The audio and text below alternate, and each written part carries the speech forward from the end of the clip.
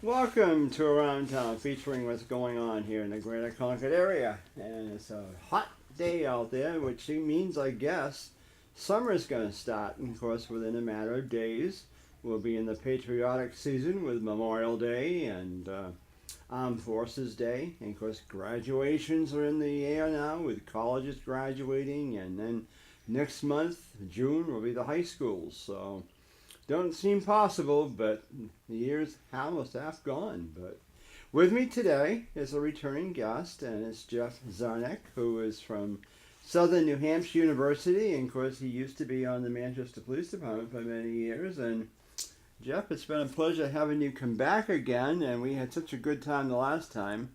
Yes, it was great. Ian Glad said to be back. Ian said that you and I talked like a couple of old. Excuse me, but no, I said we talked on and on. I said, yes, I could have sat there and talked to him for hours. We had such a good conversation. Absolutely. I don't know if it's a sign of age, but I liked it. I did too. I said, my goodness, he said. Absolutely, yeah. But, you know, today you're going to be talking about a book you wrote, right? Yeah, yes, that would be great. Be great. And it's not so much a pitch, it's just something I'm really proud of. No, I think it's great. To actually have sat down. It was more cathartic for me to write, but it spawned from my dissertation work in South Boston. You know, I worked on I received my doctorate in leadership studies from Franklin Pierce University. Yeah. And it was a great program. And with that program, you can, under the umbrella of the term leadership, they allowed you to, propose topics that would speak to some form of leadership. What would it mean? So, as a retired police officer, and you understand, I always asked why. Why do people do the things they do to other people?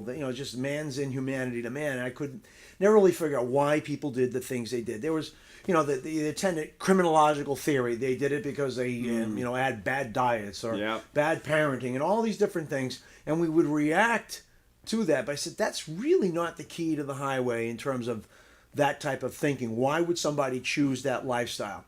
So lo and behold, Rich Farrell, who's a writer, a screenwriter, and a documentarian, and he also is an award-winning documentarian. He wrote and he produced HBO's special High on Crack Street a few years back, and he spotlighted Dickie Eklund, the fighter, who was actually the half-brother of Mickey Ward. And Rich, at the time, being an English major, was teaching for us when I was with Hampshire College, and he had co-written a book with Patten. Now, Patten was the de facto head of the Irish mob in South Boston, in the Boston area, and had won and created a lot of alliances with Whitey Bulger's group, the Winter Hill people, and he had virtually retired from the life and wanted to tell his story. He had done his final stint in federal prison for a botched armored car holdup, and was released and told his story with Rich. And Rich wrote his book called A Criminal and an Irishman. So he actually had Patten speak to a group of his students one evening back in early 2009. And I got a phone call and said, hey, Rich is bringing Patten in. Now, as a police officer, retired, everyone knew who Patten was. If you didn't know the Boston mob scene, if anything, you knew who he was, like John Moderano and Whitey Bulger and Kevin Weeks and the rest of them. But he was at the top of the food chain. So I went down that evening where he was speaking to a group of students. That was simultaneous with the time that I had to select my dissertation topic with Franklin Pierce. Yep. And it was kismet. It really was godsend for him to be there. And I was introduced to him, and we kind of hit it off.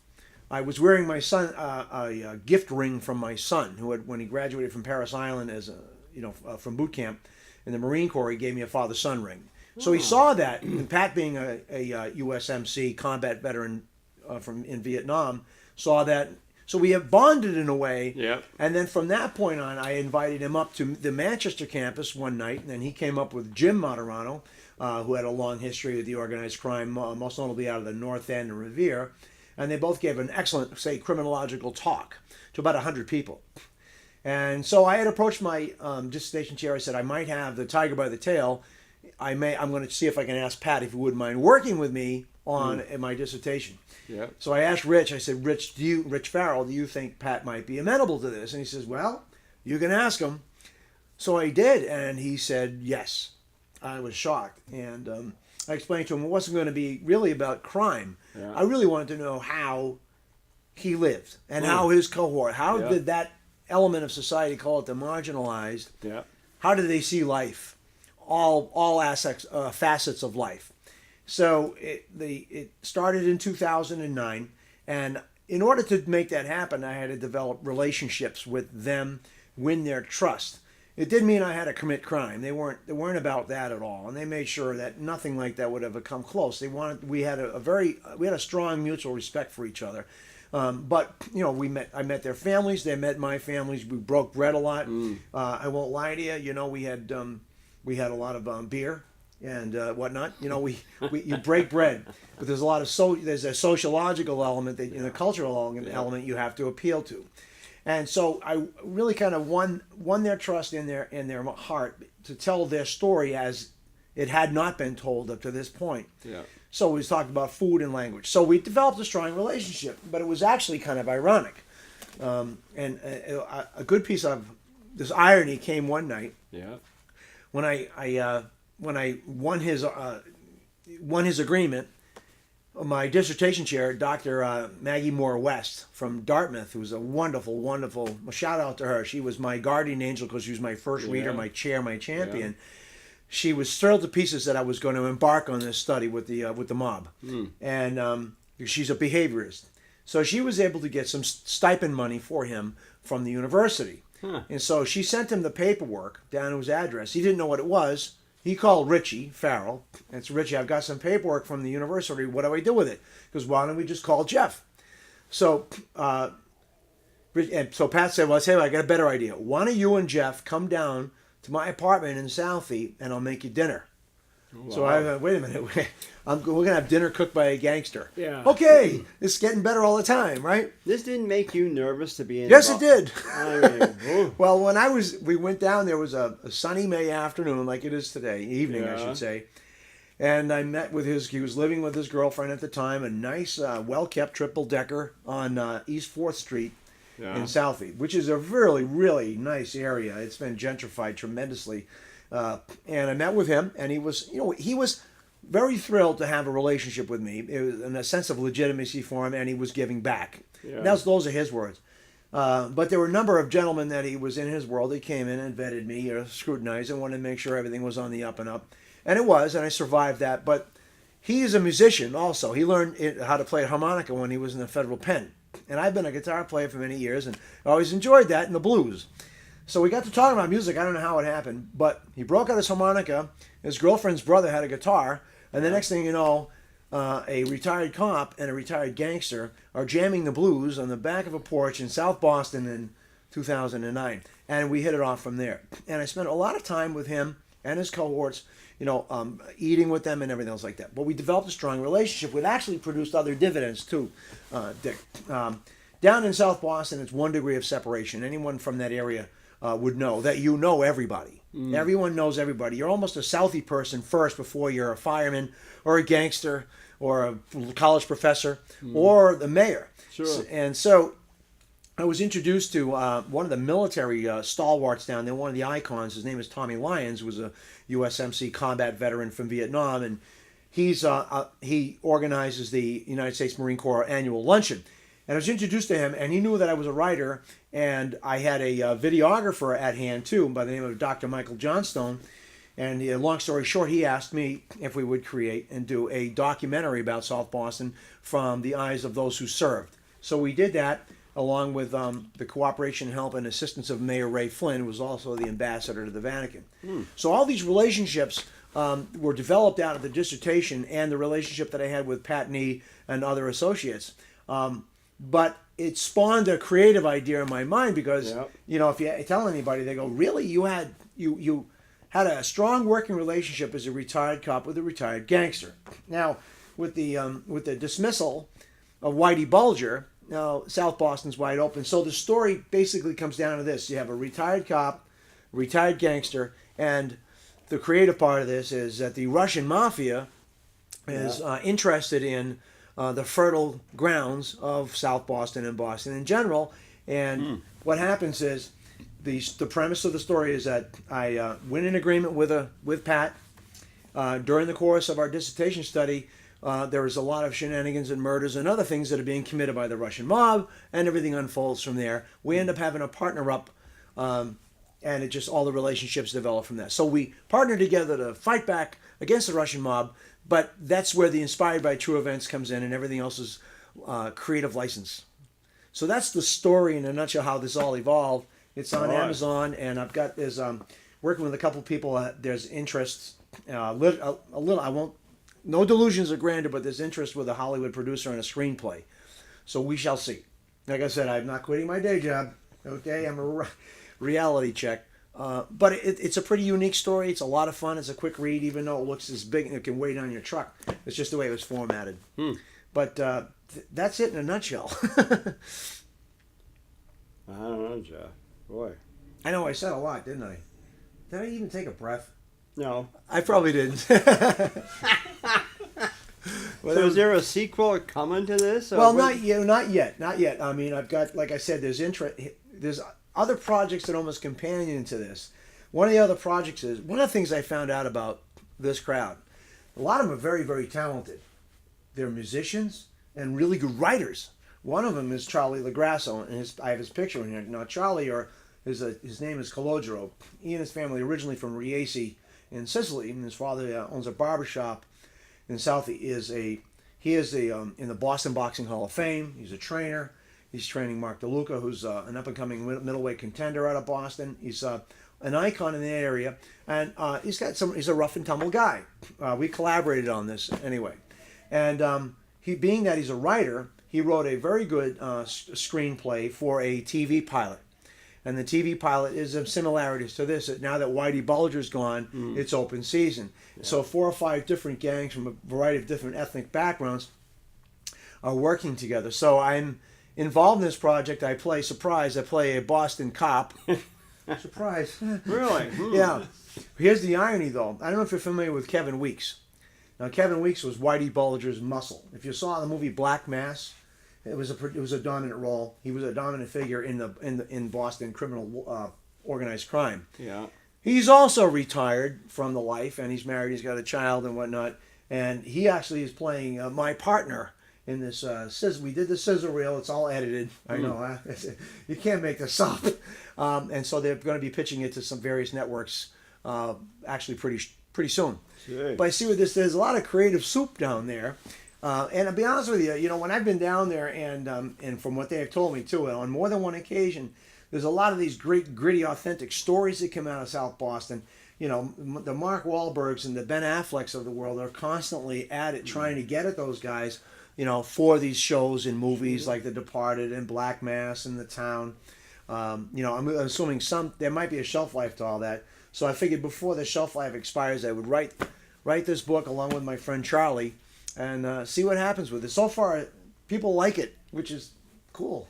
How long did it take you to really write that book? Oh, probably over the better part of 3 years. Yeah. Yeah, because you have to have a life in between, like pay the bills. I've always dreamed about. I like writing. I do too. But you know what you need to write. You've got to have that creative energy and the time away from everybody. Go live at Walden Pond and see what you can come up with. But that's not reality. I enjoy writing myself, and of course I've written 2 books there, but the first one, they really haven't been published because, of course, the state Grange on one of them really there's not the money. I mean, it's kind of scary to print it. We have the previous historian had 3 books printed, and I've got probably a good 200 of them still left. Nobody. Well, I want one. Well, I'll get you one. Yeah, get me one of those. And the thing is, now the beauty of it is you can self-publish. Yeah. Well, this is what I need some help with because. I can help you with that. Because I can do that. If I can do it, anyone can. Trust me. Let's put it that way. Well, because now I'm rewriting a book that I had written 4 years ago. Yeah. I'm bringing it up to date because I'm coming up to my 50th year in Grange. I am this October. Right. So I thought, okay, let's take it back now, because just kind of celebrate my 50th year and bring it up that way instead. And hopefully, I'm started on it already. Are you working with a publishing house? No. Amazon and I'm not working for them, but they have what's called creative space. They have an option for That's self-publishing. something I know that. And I tell you, it really has opened up a big world for writers who may have been or have been rejected from publishing houses, but their books become a landslide hit because they self-publish. You have, they have options to teach how to promote. They have pay options. Yeah. And the royalties are actually very good. It's almost 70 cents on the dollar. Wow. Yeah, and you can publish hard copy, and you have also the option to publish through Kindle. Yeah. And why not? Put your stuff out there. You leave your footprint, leave a legacy. And like I said, I'm a novice at the formatting. That's why it came out like this. It should be smaller than this. But I said, you know what? I'm not paying. I wasn't gonna pay $300 to have somebody format. Wow. I said, let me just do this because, like I said, I wanted to just write the story because it was healthy for me to do it. It's fun to write. And I do. And I figured if people like it, fine. If not, whatever. Yeah. But I'll show you how to do that. Sometime you have some free time, let me know. I'll come. Okay. I'll come to your house. Yeah. We'll go on Amazon and I'll show you how to ring it up. It's very easy to do. Yeah, it'd be good. Yeah, not bad at all. Because I do. I said, even when I was in school, now I said I wished I had paid more attention back then to English and all that because I do enjoy writing a lot. And as I got older, of course, I wrote for the Monitor for 15 years. I was all volunteer. Yep. Even club notes that I did during the week, I used to focus on one thing, and when they called it club notes, well, I don't know, but anyway, I did that 15 years, and then, of course, the only reason why I'd still be doing it, but once I got elected to city council, that was it. You could not be a writer for them anymore. Right. Plus, you need the time. Well, but they guess they figure if they want to criticize you, then they can, if you're not on their board there. Right. So anyway, but no, I love doing research. I love to research, especially my favorite topics. I don't know if I told you this or not, but I love researching the Kennedy assassination, John F. Kennedy. Mm-hmm. I love that. I looked at everything again in that one. Trafficante. Who? Samuel Trafficante, the mob boss out of Tampa. Yeah. From what I've read, just food for thought, was that he was, if there's a finger pointing to be done, he was involved because of the Cuban issue that Kennedy had created for him, because that was a major area of commerce for that area, and Trafficante was a very dangerous guy. Well, it's sad to think that President Johnson had something to do with this. I can't imagine that he, being a president, would do that.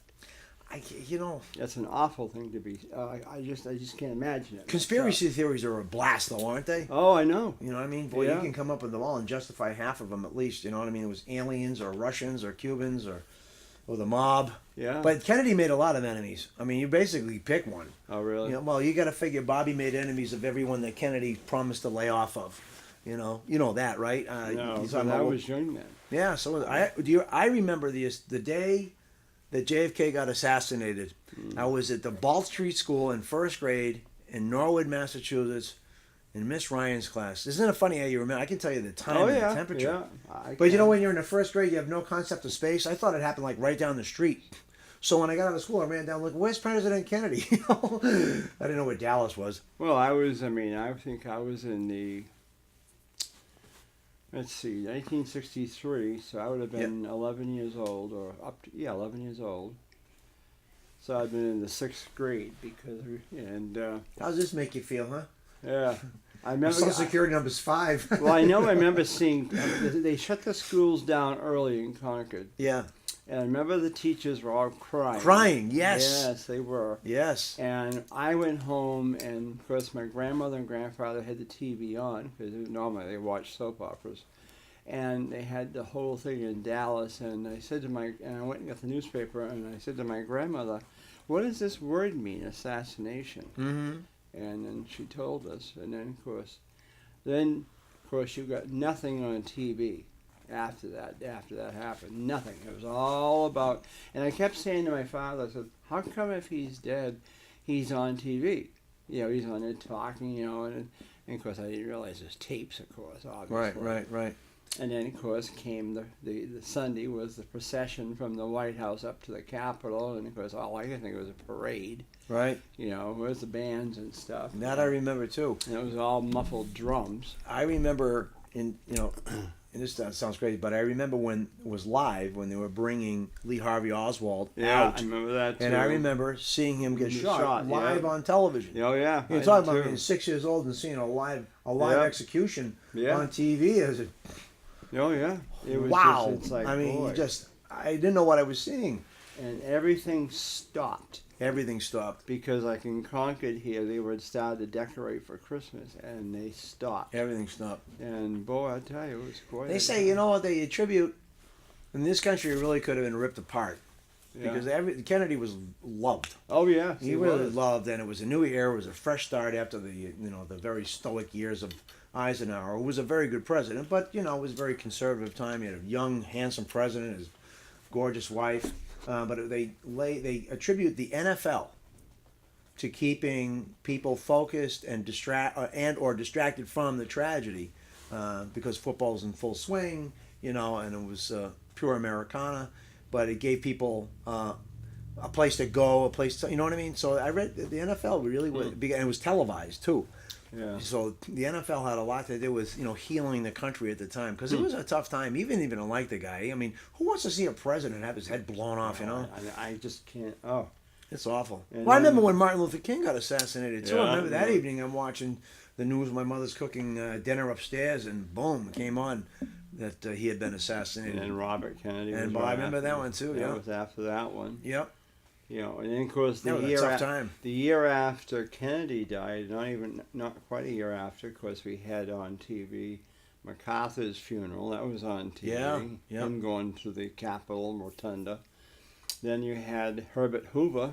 Yeah. He was on. It's like, my goodness gracious, because that was all natural, but still. Yeah, they were. It's like, my goodness, that's all it is. All these parades. Trying to remember Winston Churchill's funeral too. Yeah, that was on in England. Yeah. That was on. Yep. And then, of course, for a while there was nothing on TV. But, no, 3 channels maybe. Yeah. And Walter Cronkite and Huntley and Brinkley. Yeah, they were doing it. They did a very good job too. Because people really, back then, I mean, it wasn't about how they looked. It was how they spoke, right, Dick? You know what I mean? And Cronkite and Huntley and Brinkley, they had a very calm demeanor about them. Everyone trusted him. It was like Uncle Walter. Oh yeah. You know what I mean? Yeah. Now it's like a beauty contest. Oh, I know. Do you notice that? Oh yeah. They have and it's and the way they present the news, it's almost like a competition of how they get presented. Oh yeah. If it bleeds, it leads, right? Oh, I know. Yeah. But so yes. What are you doing now with this? I've been marketing it, here and there. I mean, marketing through Amazon. I actually tried marketing Facebook. You can create a page and market it through there. You pay them a little bit. Yeah. I've been doing that. I mean, I was on Rich Girard's show, Rich Girard at Large, to push it a little bit. Yeah. Right now it's been word of mouth, and it hasn't sold too bad, but I really haven't really pushed it to any real degree. If you're going to market it, you really got to have a marketing budget. It's got to look like something, and I really haven't put one together yet. So is this on the like if I go on the Concord here to Gibson's bookstore, will it be in there? Unless somebody, I don't think so, because it's only being marketed through Amazon right now. Oh, okay. So you can order, I'll get you one, but you can order it through Amazon. No. I think it's also, somebody linked it up to Barnes & Noble. Then you have all those private booksellers that have contracted with, Amazon. So, but I kept it down to, it's $22 for the paperback and $9 for Kindle. And if somebody has an e-reader, there's a free option for that. So there's been a lot of interest. When I created the Facebook page, it got over about 2,000 hits. People like the page, like the book. And I says, well, okay, I'm glad you like it. Would you buy it? Pony up here, huh? Help me out. It's easy to read, that's for sure. Oh, it's an easy read. It's not fancy. And like I said, I've gotten some good accolades of people that don't even know really like it. Yeah. That have read it and say, hey, it's a lot of fun. It's a lot of fun. It's not meant to, tease the gray matter too much. It's kind of a rough and tumble book. But again, it was inspired by true events in my relationship, very positive and productive relationship with the Boston Southie mob. Well, I've also thought about writing it. Of course, we had my local Grange here in Concord. Of course, we had our 100th anniversary a couple Yep. of years ago. Yep. So I went through and I have all the books, and I started writing about that. Mm-hmm. And I had such good response to it. Yeah. That now they want me to write it. I only did a little bit. I mean, I went through the whole 100 years, but because we were doing a cookbook for a fundraiser, we did that as part of it. They cut some of it, so now they want me to do a whole version without cutting. But it's like, oh boy, do I have the patience to sit there and go through that again? It's you know what? And if anyone You tells know? you writing is tedium, It is. it is. can And what's really- even worse is trying to edit your. Don't you? If anybody is an aspiring writer, don't edit your own book. No. Oh my God, that is a painstaking process, and you'll never make you won't see the mistakes until you actually print the darn thing. Oh, I know. Do you know what I mean? Yeah. You know, it's better just take a couple of bucks and have somebody edit it for you. Yeah. You know, and while you're writing, have somebody give you some feedback as you're going. That's the Yeah. key too. You know. Oh yeah. You know, it is easy to meander off, and oh my God, and organizing it and that type of thing. So, but I started another book. No sequel to this as of yet, although Yeah. the groundwork has been laid. But like I said, I had a lot of fun writing it. Oh yeah. You know, I think if you write, Dick, if you're not writing to go to the bank, if you're writing No. to make yourself happy, Yeah. then the success will probably come after that. Yeah. You know, because I met with a screenwriter who he says he has a very sincere interest in making this a movie. Really? Yeah, and he's done movies. Is this for somebody from Hollywood? Is Yeah, this just, really? yeah, it is. Yeah, but like I said, I don't count my chickens. No. You know, but he said, he says this can be a movie, and he's gonna put a screenplay together, or what they call like a teaser or something like that. Then I have another friend of mine who's in California. He's been a studio musician for a million years, and he's also a consultant to some big TV producers out there on their digital stuff. And there's a TV producer that was interested in the story, based upon its uniqueness of the relationship and that kind of thing. I said, so she says, get me the book. But like I said, Dick, I'm a realist. you know, there's a lot of stories out there like that.